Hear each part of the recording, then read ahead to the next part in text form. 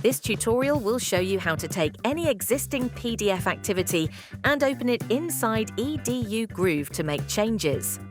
If you already have an activity that works well, there's no need to rebuild it from scratch. Start by opening a new workspace by clicking New. From here, click the disk icon in the toolbar. Next, click the Load PDF button in the Tool Properties panel. Browse your computer for the PDF you want to edit and open it.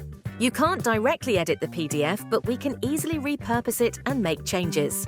Once the PDF is loaded, you can use any of the built-in tools to make edits to your activity.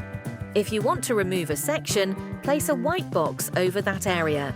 Then enter Edit mode and click the padlock to lock the box in place. You can now add a new image or create a new section on top.